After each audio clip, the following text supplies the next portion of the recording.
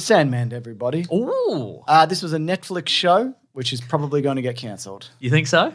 Yeah, well, actually, this is a quote from Neil Gaiman, who, of course, wrote the original Sandman comic and had a big hand in this. We're stuffed, mate. I don't know what to do. Some people said she'll be apples, but I reckon she's stuffed, mate. That's what he said. She's not going to be apples. Because Sandman is really expensive, I looked into this, it's $15 million per episode, and there were 11 episodes. Well, there were 10, and there was a bonus episode with a cat and whatever. And for Netflix to release the money to let us make another season, we have to perform incredibly well. So, yes, we've been the top show in the world for the last 2 weeks. That still may not be enough. Also, this is not the first time that there's been an attempt to bring this to live action. He leaked a script. Did you see that? I did, yeah, because it was it John Peters? It was John Peters. He directed. He famously produced some Batman stuff, some like 1980s Batman stuff. The first Kevin Smith's Batman movie Superman movie that didn't happen. Yeah, people will remember him from the Kevin Smith Q&A story where he got Kevin Smith to do some rewriting on a Superman script, and he said Superman needs to fight a giant spider in the third act. Yes. And then, of course, that didn't get made, but then he produced Wild Wild West, in which the titular Wild Wild West heroes fight a giant spider in the third act. But supposedly the Sandman script was so bad that Neil Gaiman leaked it on the internet, and people read it and went, "This is atrocious. Don't make this. We would never watch it." And it forced their hand. So he's been pretty. And people were mad about that. They're like, "How dare Neil Gaiman?" Good. Yeah, I agree. I mean, legally, is it right?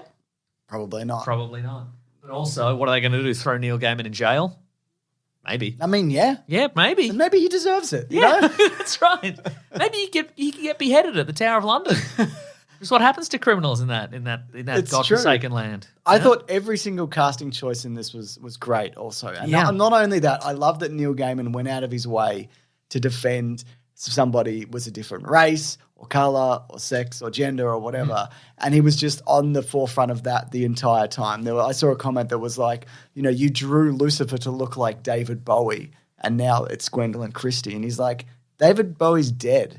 Yeah. So we can't get David Bowie, yeah. It's true. Not that it matters, like if he was alive, it's irrelevant. I think every piece of casting here is really well. And he's also talked about, I drew them this way. Did he draw that actually? He didn't draw it. Okay, well that was created that way because it was the era, and now if I created it now, I would have probably made more diverse characters or whatever. Not that there was a lack of I mean, compared to this, I guess there was a lack. But throughout Neil Gaiman's writing career, there certainly hasn't been a lack of diversity or diverse viewpoints and that sort of stuff. People are like, and I love a guy who's like he's older, than us, which is old. That's right. But he's growing and changing. 22. Yeah, growing, 22-year-old, changing and learning. Yeah. I think that's really cool. And you're not just like, no, it's too much now, and I won't learn a single thing, and everything's too woke. The earliest, I believe, the earliest Sandman artist was Sam Keith. Okay. Who is probably best known as the creator of the Max. Do you remember the Max? I remember the Max. The Max was a very kind of surreal comic book series that got an animated series in the 90s. Did? Yeah. It's very weird. But he's just this enormous hulking purple monster who exists in dreams. So, like a cartoon show. Yeah, it's got an animated series. 93 to 98. What? Yeah. How have I never seen this? I watched it at a comic book convention once. Did it air here? Don't know. It did at that comic book convention. He's got like... This was an MTV thing. So this is when MTV were absolutely going nuts. It was this and Liquid Television and Eon Flux and all that sort of stuff. So... so Channing Tatum and Roy Lee announced their intent to produce a film based on the Max, but not completed. And that was in 2019, so that was just pre-pandemic.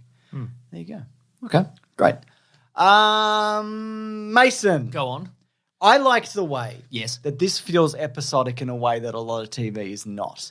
You know how people will often be like, and I think maybe I saw an interview for this or it might have just been TV in general. It might have been something for Breaking Bad or Better Call Saul, where it was a lot of TV kind of doesn't bother to do that. They're like, no, this is like a movie. It's like a long movie. It's 10 to 11 and it's 11 like, hour hey, movie. this is too long for a movie. Yeah. Nothing's happened realistically in this hour. A good example of that, and even though I enjoyed a lot of it, like Obi-Wan, it's like you could cut 2 episodes out of this easy. Yeah, right. This could have been 2.5 hours. And again, I like a lot of that, but I feel like this having individual issues of the comics or story arcs being one episode or two. And there are threads that follow through, obviously. Yes. But I enjoyed the self-contained nature of so much of this. Yeah, they didn't. Neil Gaiman, has clearly held out for a long time until he could make exactly the show that he wanted to make with this. But he should be in jail. He should be in jail, absolutely, and beheaded. Be in jail for a while, then beheaded. Yeah. There should be a mock trial. We all know what's going to happen. That's right. And then he's beheaded. Yeah. But the original comic books weren't. Well, we're building up to a big story, and so nothing's going to happen in these issues until we get to the end. Clearly, he was beholden to the concept of, well, there is an overarching story, but this thing, isn't it amazing we're heaping praise on just the idea of the idea just in this streaming era, the idea of an hour of a thing you watch should have a beginning, middle, and end, and be satisfying to watch. But there are certain arcs, I think, that it's been such a long time since I've read the Sandman, so it is good.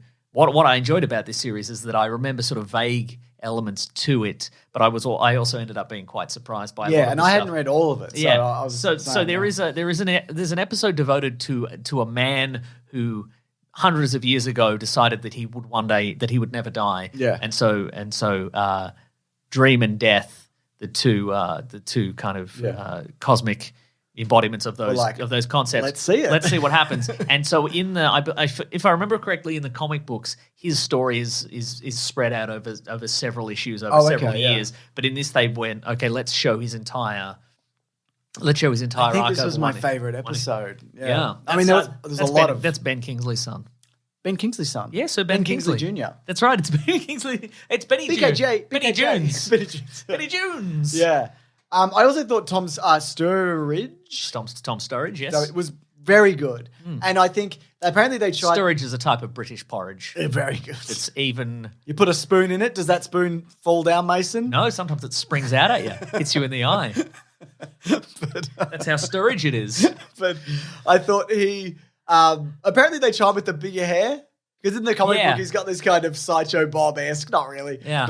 But I think it would have looked too silly. I think they had the right level of pomposity. And just once again, I believe originally some of the appearance of the Sandman was based on Robert Smith from The Cure. And again, shock of all shocks. he's aged out of that role. Yeah, so absolutely. You can't get him. You got to get a skinny, a tall, skinny man who looks a little bit like a matchstick. Yeah, I love the build of him as well. Like the first couple episodes are dedicated to him being captured. Yes. And I like the physicality of him and his voice and all of that. And also, I guess this also speaks to Neil Gaiman.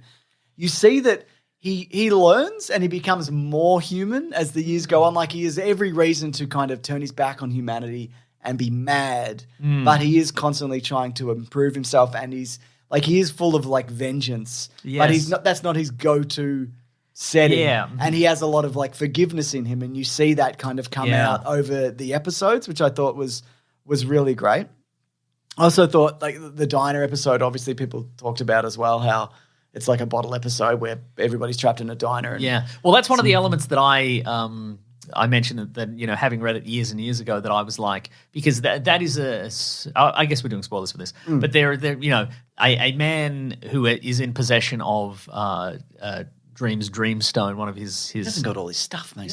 One of his sort of artifacts of powers, who in the comic books was Dr. Destiny, but they've sort of they're not doing the superhero-y stuff because I think it'll be too confusing. Yeah. But he goes into a diner and he uses the powers to kind of make people's kind of most sort of primordial desires come out, and they all end up killing themselves and each other in horrible ways. And having read it years ago, I'm like, does anybody get out of this? I kind of hope that some people do, but I'm like, they didn't. They didn't. They all died. They all had a big death, didn't they? Yeah.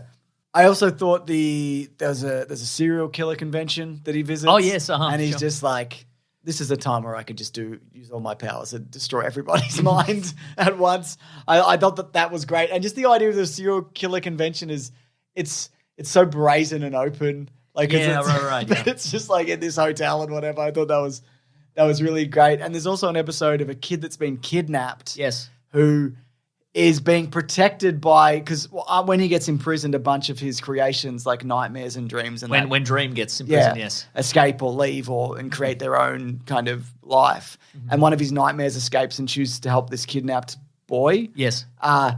And then when he finds her, he's not like he is mad initially that like, you're a creation of mine and this is not your job as a nightmare to go and do this thing. But one of those things that he learns where he's like, this person has made this decision, can think for themselves and shouldn't be punished for taking these steps. Yeah. And the kid's got little Sandman powers. Well, I was going to say there are some fun little nods to kind of, for people who don't know, the Sandman was created originally. The Sandman was created by Neil Gaiman for DC. They were like, we have this Sandman character. We've had a number of Sandman style characters over the years. We would like to make a new Sandman, just make him different than all the previous ones. And if I remember correctly, it was the Sandman was originally going to be put in the regular DC universe. Like all the old ads for him at the time were just like, this is a new DC thing. But then they created Vertigo, which was kind of an imprint for sort of weirder, more mature, sort of more adult-oriented comic book stuff. And they were like, this is going to be the new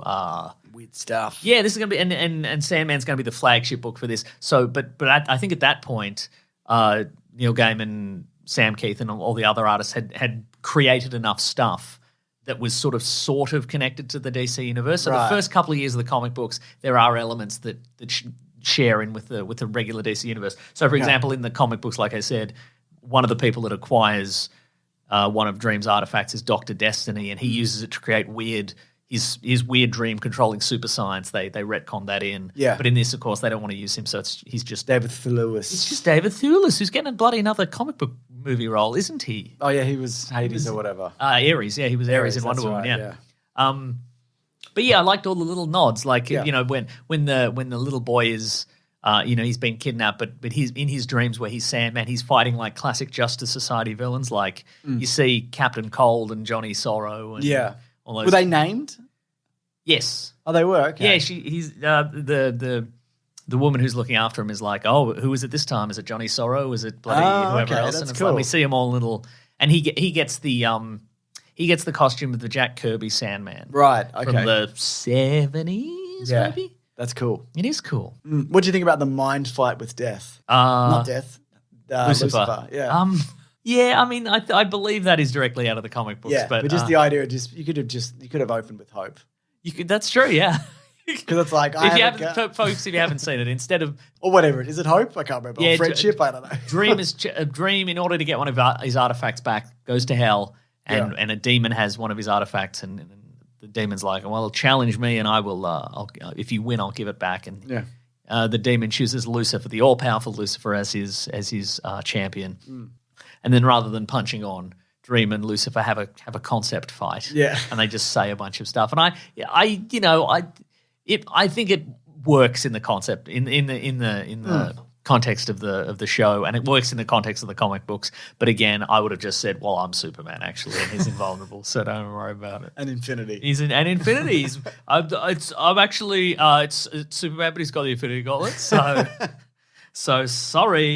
Yeah. There's also a Death episode where he wanders around with Death, which I Yes. thought was quite good, just collecting, just reaping souls, but in a real cool, calm way. Just be like, hey, let's go, man. Let's do it. Wow, there's the bonus cat episode. I thought was. I didn't see that. I haven't watched it. You should watch it. It's totally worth watching. I really enjoyed this. I think Neil Gaiman also, we talked about this, has the opportunity to take this somewhere else. Right. Yes. Which is great. I don't know whether anybody else would pick it up. But I would love that to be the case. And it's the biggest show in the world, but is it enough? I don't know. Can they turn it into some sort of reality show competition where people can dress as various members of the Endless and win a part of a $4.56 million prize? Do you think so? Yeah. Here's a question for you, actually. Sandman real life. What if Sandman real life? Was Boyd Holbrook in? He was in Logan. He was in Logan. Yeah. Was he also in The Predator? Yeah, he was. Okay, right. Well.